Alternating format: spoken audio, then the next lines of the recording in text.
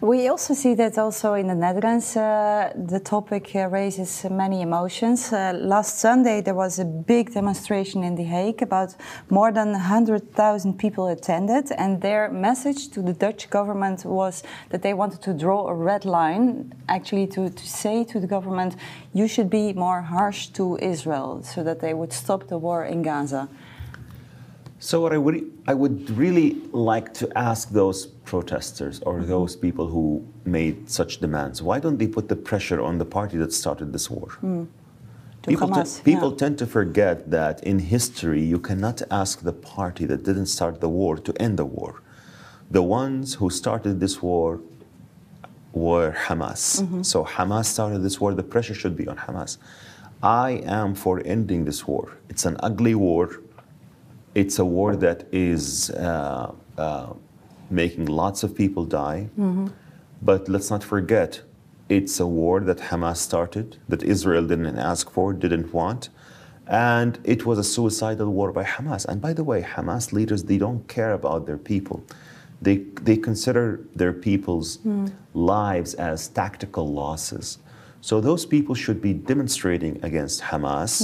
They should put the pressure on Hamas.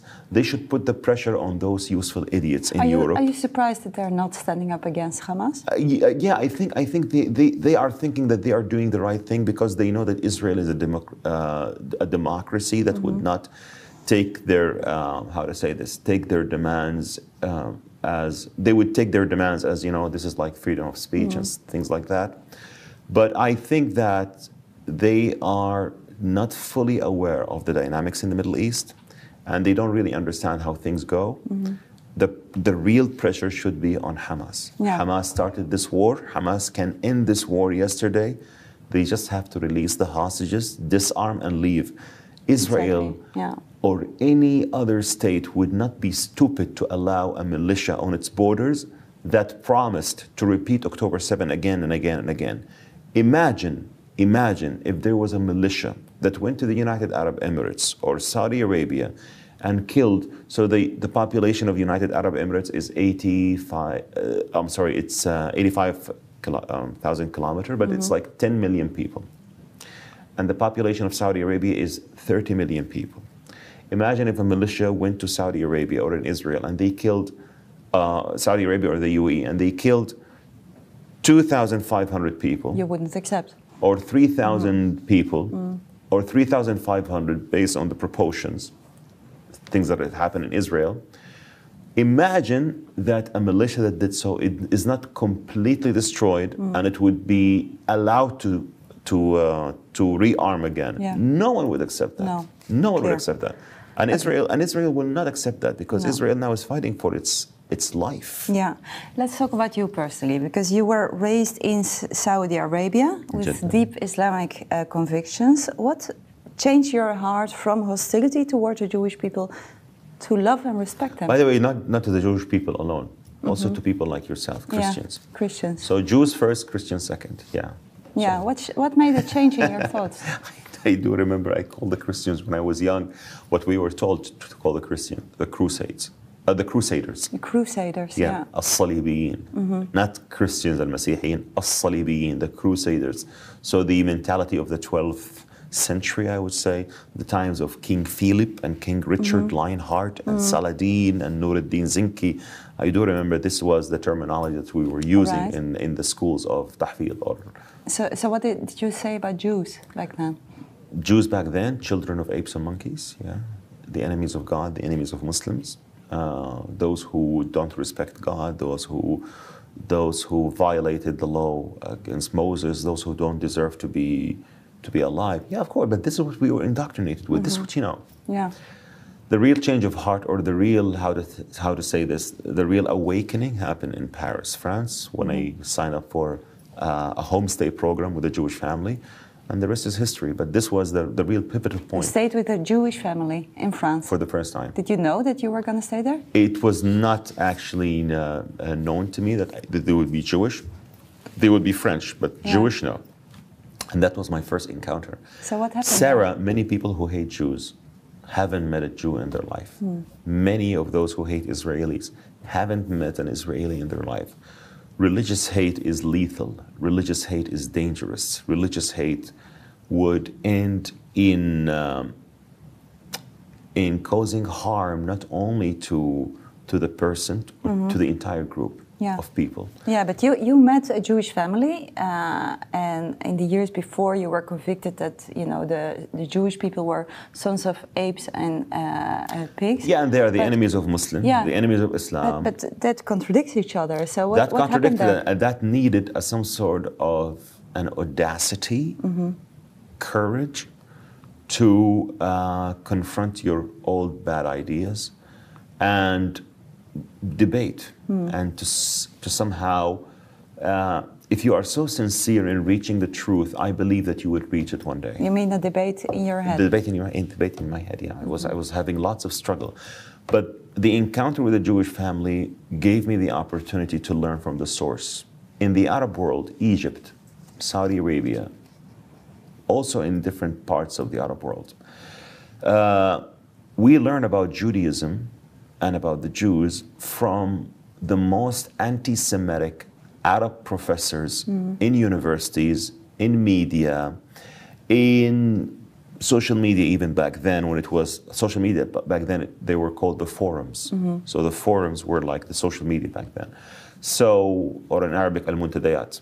So we thought that we were the experts because we learned from the most anti-Semitic professors. But then you were in Paris with a Jewish family, and then you came back home, and your worldview completely changed. I decided to learn more from the source, not from the adversaries. I lost trust in so many Muslim scholars. That was my biggest disconnection with radical Islam, not with Islam as a faith, but with radical Islam. Sarah, there's a difference between radical Islam and Islam spiritual Muslims and radical Muslims. So I always say a Muslim, if he wants to pray, he can pray peacefully in a mosque or at home. A radical Muslim, when he wants to pray, he shuts down the roads in Amsterdam, in New York, in London to pray. Why do you need to shut down roads to pray? Because it's not a ceremony for prayer. It's a ceremony for showing power, showing domination, that you will win. That's the difference between radical, a regular Muslim, a spiritual Muslim can pray at home or in a mosque, simply. But a radical Muslim wants to show, I'm here. Yeah. Now you stated that there is no contradiction between being a Muslim and recognizing the legitimacy of Israel. I think a true Muslim who understands religions so well, who understands history so well, who understands the Bible so well, who understands the context of the Quran itself, even with the criticism of the Jews in the 7th century because of the tension between the Byzantine Empire and the Christians and the Jews at that time and Prophet Muhammad, he would absolutely support the idea of having the Jewish people in their ancestral homeland, which is Israel, which is, by the way, which is called Israel not only by Jewish prophets, but also by Jesus of the Nazareth, who called the land Israel in the Gospel of Matthew when he talked about the end days, that the Son of Man will come back. And he said, I verily say to you, the Son of Man will not come back. Verily I say to you, you will go through the cities of Israel until the Son of Man comes back. He called it Israel. And there are millions of Muslims who are named Isa, Jesus, which is Jesus. And they say a true Muslim would not call the land Israel. But they are named after the person who called it Israel. Because last weekend you were one of the speakers at the conference of Sidi. Protesters were gathering outside and they called you an infidel. So we're now in the same. Supporting Israel. We're now in the same club. Yeah. So how do you respond to them? So I don't take it. You know why I don't take it heavy on me? Because one day I was in their shoes. One day I was in their shoes. I know how they think. I have the keys to dismantle the hate. I was not offended. Did you give them the keys? I gave them the keys when they shouted at me and they said, "Free Palestine." I said, I absolutely agree with that. Free Palestine from Hamas. That is the right thing to say. And of course, if those protesters want to have a dialogue, want to listen, I would be more than happy to talk with them. But usually, the pro-Palestine, not the pro-Palestine, the pro-Hamas supporters or protesters, they don't really want to talk. They want to shout, intimidate. They can intimidate white, European, American Gen Zs. They can intimidate white Westerner, but they cannot intimidate an Arab Muslim who was once in their shoes, defeated the hate with knowledge, facts, and the truth. They cannot intimidate a person like me. No. I became invincible because I know Islam inside out. But still, it touches you inside. If somebody calls you an infidel, it's not really a fun feeling. Yeah, but it was like, I was like, I'm so sure the protesters would not be able to read one page of the Quran without making a mistake. To me, I memorized the Quran at the age of 17. So I don't think I'm an infidel. But I'm just saying that, they are so angry, they have no common sense, no knowledge. And if they are willing to listen, I would be more than happy to discuss it with them, especially that they know very well that I know Islam inside. Sarah, I know Islam inside out. I'm not bragging. This is the fact. I know it very well. So I can absolutely debunk their lies and misinformation. Okay. So you've been in Israel also after October 7th. You visited sites like Kfar Aza, Kibbutz Be'eri, as you just mentioned. And you even produced a documentary on the October 7th massacre in Arabic.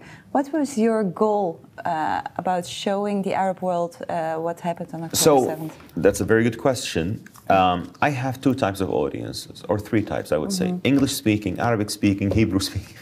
Hebrew-speaking. So the Hebrew-speaking and the English-speakings are overlapped. So mainly, let's say, English-speaking. An Arab-speaking audience deserve to also learn more about the truth that is kept away from them in the Arab media. So what did you tell them? So I told them that this war really started on October 7 when Hamas decided to invade Israel. I explained the difference between what they have in mind when it comes to occupation. Let me just explain on this. In the Arab media, they say the occupying Israeli army, جيش الاحتلال الإسرائيلي. What do they mean by that? Occupying. In the Arab mentality, all the land of Canaan or British Mandate Palestine is occupied. In the international law, the occupation or the disputed lands are the West Bank and Gaza. Yeah. But that is not the mentality in the Arab media when they talk about so-called occupation. So they really want to end, when they say they want to end the occupation, they want to annihilate Israel. From the river to the sea. If you push them hard, they would say, no, we want the two states. I know the tactics very well. I know the openly evasive dialogues that run in Arab media. Tell me something about that. What kind of dialogues? So, for example, I just told you, so when they say, as long as there is an occupation, resistance is justified. So you explain to them that Hamas invaded parts in Israel that, according to the international law, it is not a Palestinian territory. It is an Israeli land, even according to the international law that you always say, الشرعية الدولية, or the international court or the international law, according to the international law. So Hamas invaded parts of Israel, not a Palestinian territory or a disputed land. But in the Arab media, so many Arab media channels, when they talk about the occupation, they really mean all the land of British Mandate Palestine is occupied. And then just the resistance is justified. What kind of resistance, Sarah? What kind of resistance? That's what they say. They say there has been 75 years of occupation, there has been Palestinian displacement, there has been apartheid against Palestinians. That is, of course, that is logical that people go to arms. That is absolutely preposterous, the apartheid and everything else. But let me just get it step by step. So, there is an oppression, you're saying, right? and you are resisting. Let's say that you invaded a Palestinian territory in order to liberate somebody. Okay. Please pinpoint a dictionary where kidnapping a toddler is resistance. Please pinpoint a dictionary where going into a rave, kidnapping women, children, elderly, raping women is resistance. Yeah. Point to me a dictionary where throwing a hand grenade by the Hamas terrorists in a bunker, a grenade after a grenade after a grenade, to people who are not armed, people who run away with their lives, is resistance. Yeah. By the way, 6 million Jews were perished in Europe. Have you ever heard of a Jewish suicide bomber? Why not? I was oppressed. I want to liberate my people. I want to blow myself up amidst the Germans in order to grab attention to my cause. Yeah, but that didn't happen. That didn't happen because the mentality is different. Yeah. The mentality is different. The Jewish mentality is to succeed. The Jewish mentality is to build. But the death cult mentality of so many radical Islamists that influence the Palestinian people, the majority of the Palestinian people, unfortunately, is a way that they love death more than other people love life. So you made this documentary for the Arab world in Arabic. What were the reactions? Did you get positive reactions or critical? I didn't publish all the episodes. I published just a few. And I really reached out to some Arab media channels to broadcast this. They said this is They said this is too much, we cannot. Some of them are even in countries that have relations with Israel. They didn't accept. So I understand. So social media is thank God we have social media. Thank God we have social media. Social media. So I stopped publishing the rest of the episodes because I want to have a big campaign that would help boosting these videos to reach a wider audience. Yeah, you want to reach the whole Arab world. I want to reach the whole Arab world to know the truth, because there is nothing called apartheid in Israel. There is nothing called open air prison. By the way, I have so many Arab and Muslim friends who are Israeli citizens who told me in the face, I would never want to live in any part of the Arab and Muslim world except Israel. Because? Because they have full rights, because they believe that their dignity is kept, because they know that it's a Jewish state, but they are treated so well and they can thrive, flourish, and achieve what they want. Yeah, but still, you have social media. You have a big reach among English speakers, Hebrew speakers, and Arab speakers. But specifically focusing on the Arab world, what are the reactions that you get as a person for speaking out for Israel? Yeah, you get lots of hate, but you also get lots of love from people in Europe, in America. Israel is not hated, Sarah. You really want the proof? Eurovision. Who won the popular vote? Israel. Yuval Rafael. Yeah. Israel. That sends a message. I think the moral clarity in so many people, the moral compass is in the right direction. Yeah. So yeah, you receive lots of hate because you speak for the right of Israel to exist and the right of Israel to defend itself. And by the way, the right of Israel to exist should never be disputed. Should never be. It should be undisputed. I was in Rome a week ago, and I visited the Arch of Titus. The Arch of Titus is a great proof of Israel's legitimacy, because it's not just, how to say this, a monument. No, it's a monument that has the story of people carrying the menorah from Judea. What does that tell you? It tells us that the Jewish temple was there, because the menorah... It's a proof of the temple, yeah. Yeah, but in the Arab media, you know what they call the Jewish temple? The so-called Jewish temple. There was never a Jewish temple. Oh, by the way, it was in Yemen. Yeah. But do you see a change in the Arab world? Slowly. Towards Israel? Slowly but surely. You do? I believe now in the times of war, it's difficult. I understand that. People are emotional when it comes to wars. And as I told you, it's an ugly war that Hamas started, that Hamas sparked, that Hamas made a suicidal decision. By the way, when you hear the words of Hamas leaders when they speak about their people, you know that you will understand why so many moderate Arab states like the UAE fight Islamists. Because these people are psychopaths, are They delusional. don't care about the lives of their people. You know what a leader of Hamas said 2 days ago? Yeah, we lost 50,000 people, but we can reproduce. Yeah. Simple. Crazy, yeah, people who died, they're just numbers. Let's talk about the Abraham Accords. Do you think they got a major blow on October 7th? Yes. But you know why? Because the Biden administration didn't help the Abraham Accords. The Abraham Accords wouldn't succeed without the U.S. We need a strong American administration to boost the Abraham Accords, to help the Abraham Accords to stand on its feet. Why is the Abraham Accords so important for the Middle East? It is so important because it is the right thing. By the way, I tell you what I mean by it's the right thing. The Middle East is comprised of Arabs and a small country that is called Israel, the size of New Jersey. So the Arab states and Israel, they form the depiction of the children of Abraham, Ishmael and Isaac.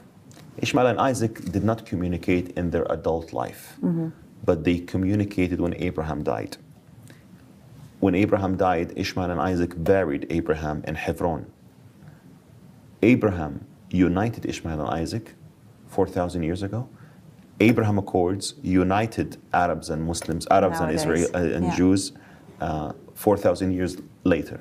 So it is the right thing to bring the children of Abraham together. Muslims we have two holy sites, one in Mecca, one in Medina. Jews have one only site, which is Har HaBayt, the Jewish temple in Jerusalem. That was their capital for so many years. It is the right thing because it brings Muslims and Jews, Arabs and Israelis closer in a region that needs to stay away from wars, chaos, and anarchy. Are you optimistic that the Abraham Accords will grow? And, yes, especially when all the countries will especially when this war ends. By the way, when this war ends, many will realize that Israel was not fighting a war on its behalf. Israel is fighting a war on behalf of humanity. And many people who don't see it this way now, they will see it later when they realize that a radical Islamist terrorist group like Hamas is defeated because everyone else can be next. Trust me, even the useful idiots in the West who don't understand Hamas well, who don't understand the Muslim Brotherhood or the radical groups, they will thank Israel later. Yeah. I promise you. What would you say to Christian people here in Europe or in the West who are unsure about which side to support in this conflict? A true Christian must stand with Israel. A true Christian who understands the Bible so well, who understands history so well, who understands moral values so well, must side with Israel, not with Hamas. And by the way, I side also with the Palestinian people to live in dignity. It is not mutually exclusive. You side with Israel in its war against Hamas, but you also side with the Palestinian people because I always say the Palestinians deserve to live in dignity. The Palestinians, I don't agree with those who say all Palestinians are Hamas. This is not correct. So being with Israel is being on the right side of history. Israel is fighting a battle for all humanity. And I want to say to Christians for Israel, by the way, you are the true Ansar Allah.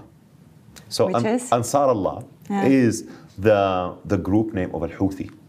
Al-Houthi, they call themselves Ansar Allah, which means supporters of Allah. You know who are the real Ansar Allah in the Quran? The disciples of Jesus. Thomas, John, Matthew. So the Houthis are named after a Jewish group that they were calling themselves the disciples of Jesus of the Nazareth. They are not the real Ansar Allah.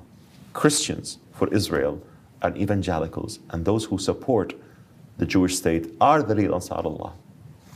Loay Al-Shareef, thank you very much for coming here. Thank you so much. A real pleasure. Thank you.